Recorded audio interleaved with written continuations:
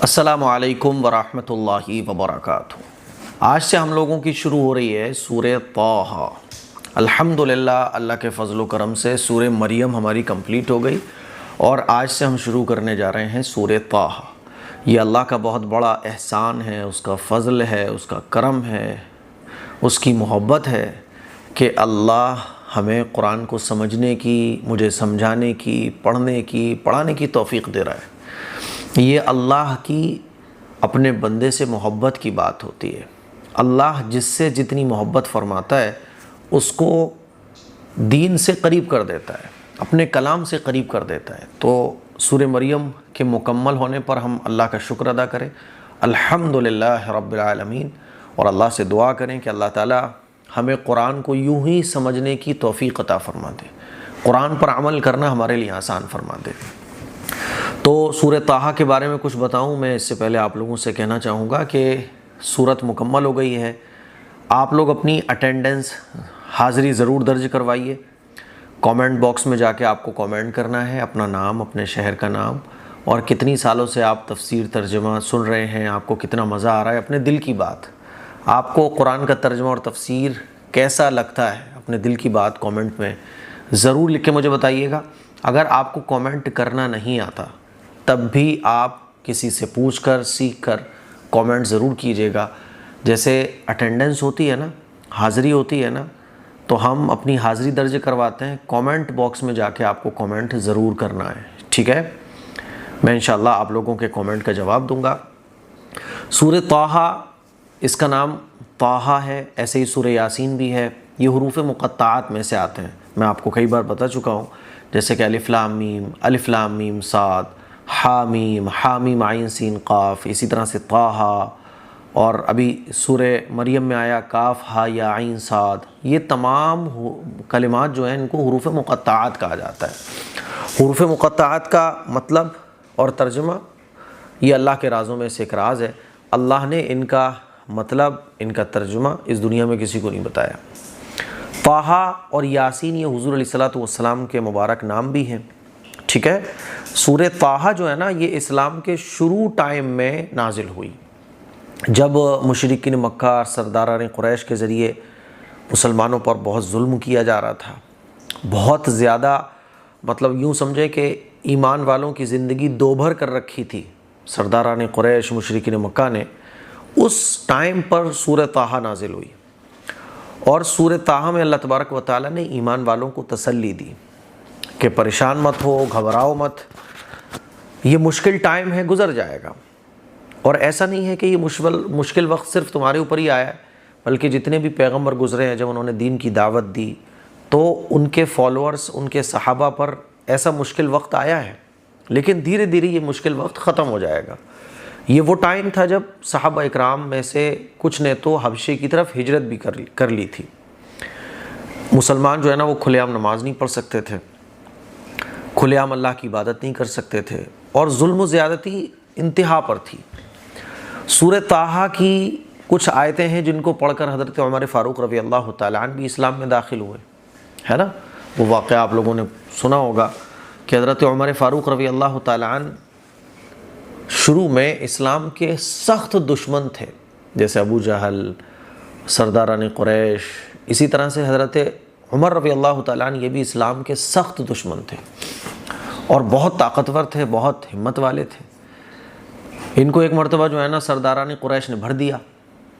کیا بھرا کہ محمد صلی اللہ علیہ وسلم تو جو ہے نا ایک نئے دین کو لے کے آ گئے ہیں، ہمارے معبودوں کو برا بھلا کہتے ہیں، باپ داداؤں کے دین کو برا بھلا کہتے ہیں، ایک نیا دین انہوں نے ایجاد کر لیا ہے، اور دھیرے دھیرے ان کے دین کے فالوورز بڑھ رہے ہیں۔ مطلب ان کے حضرت عمر فاروق رضی اللہ تعالیٰ عنہ کے دماغ میں خوب زہر بڑھ دیا حضور اکرم صلی اللہ علیہ وسلم کے بارے میں، یہاں تک کہ حضرت عمر غصے میں کھڑے ہوئے اور ننگی تلوار لے کے نعوذ باللہ حضور اکرم صلی اللہ علیہ وسلم کو شہید کرنے کے ارادے سے نکلے۔ راستے میں حضرت نعیم ملے، انہوں نے عمر رضی اللہ تعالیٰ عنہ سے پوچھا کہاں جا رہے ہو؟ تو انہوں نے بتایا کہ میں بس آج نہیں چھوڑوں گا، کچھ بھی ہو جائے، میں آج محمد کو شہید کر کے رہوں گا، نعوذ باللہ قتل کر دوں گا۔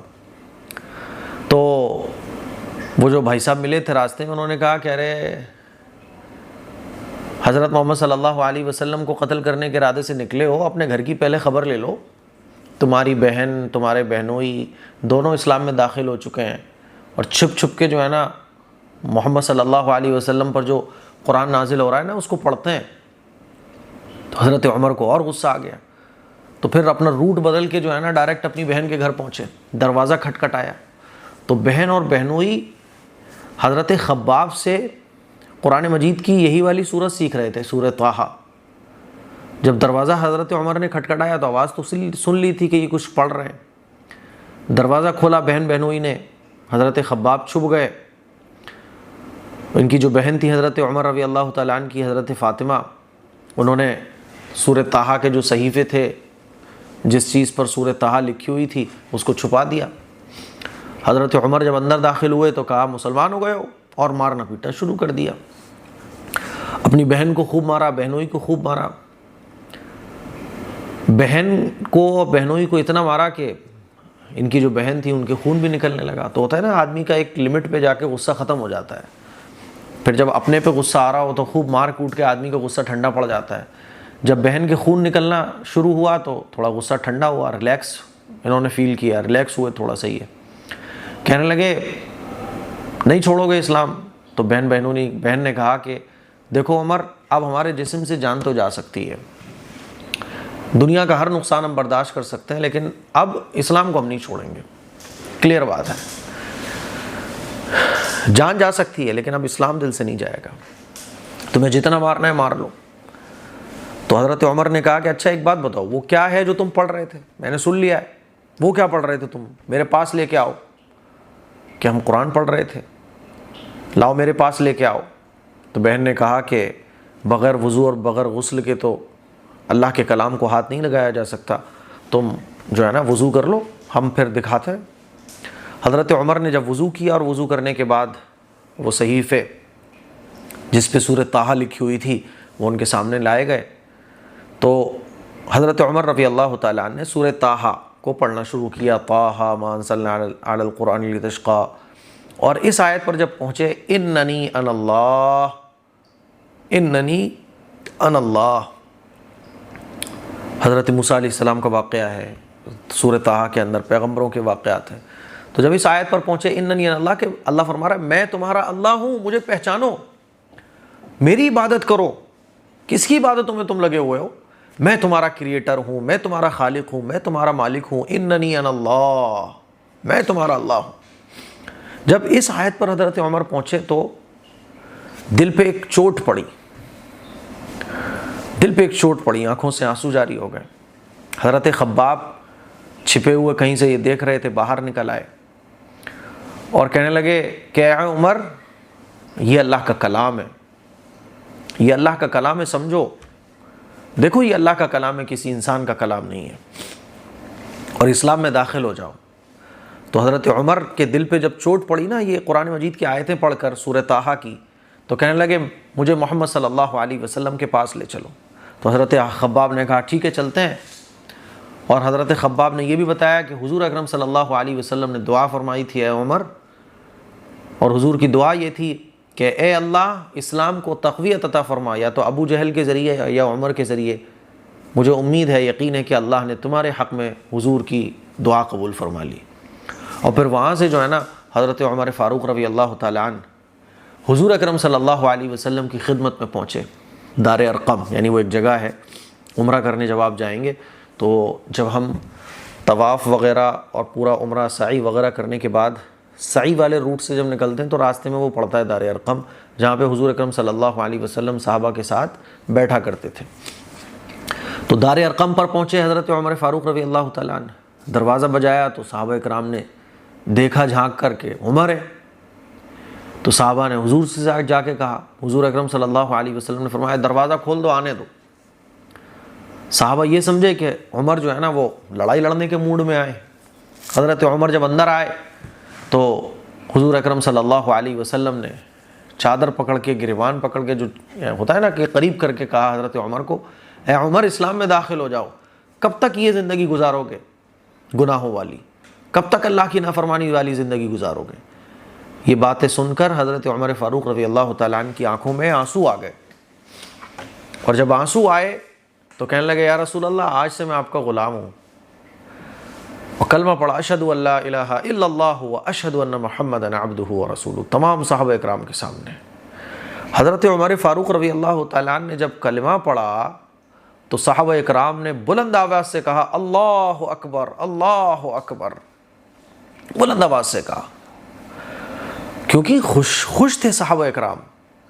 حضرت عمر فاروق رضی اللہ تعالیٰ عنہ کے اسلام میں داخل ہونے کی وجہ سے مسلمانوں کو بہت طاقت ملی، اور حضرت عمر فاروق رضی اللہ تعالیٰ عنہ اسلام میں داخل ہونے کے بعد یہ کہا کہ یا رسول اللہ اب کوئی مسلمان چھپ کر نماز نہیں پڑھے گا، اب تو کھل کے نماز پڑھی جائے گی، کھل کر اللہ کا نام لیا جائے گا، میں دیکھتا ہوں کون آگے آئے گا۔ حضرت عمر فاروق رضی اللہ تعالیٰ عنہ کے اسلام لانے پر صحابہ اکرام نے خوشی میں بلند آواز سے کہا اللہ اکبر اللہ اکبر، اور پھر مسلمانوں نے پہلی مرتبہ اللہ کی عبادت چھپ کر نہیں بلکہ کھل کر کی، پوری آزادی کے ساتھ کی۔ تو یہ پورا واقعہ ہے حضرت عمر فاروق رضی اللہ تعالیٰ عنہ کے اسلام لانے کا۔ تو سورہ طٰہٰ کے ساتھ حضرت عمر فاروق رضی اللہ تعالیٰ عنہ کے اسلام لانے کا جو قصہ ہے وہ جوڑا ہوا ہے۔ اس صورت کے اندر اللہ تبارک و تعالیٰ نے تسلی دی ہے، پیغمبروں کے واقعات بیان فرمائے ہیں، توحید کو بیان فرمایا ہے، اور بہت ساری قیمتی باتیں بیان فرمائی ہیں جو انشاءاللہ ہم جانیں گے۔ مجھے امید ہے کہ سورہ طٰہٰ کے بارے میں آپ یہ اچھے طریقے سے سمجھ گئے ہوں گے۔ اب انشاءاللہ کل سے ہم جو ہمارا ایک رکوع روزانہ پڑھنے کا سلسلہ ہے وہ انشاءاللہ ہم پڑھیں گے۔ دعاؤں کی گزارش ہے، کامنٹ ضرور کیجیے گا، مجھے آپ کے کامنٹ کا انتظار رہے گا۔ السلام علیکم ورحمۃ اللہ وبرکاتہ۔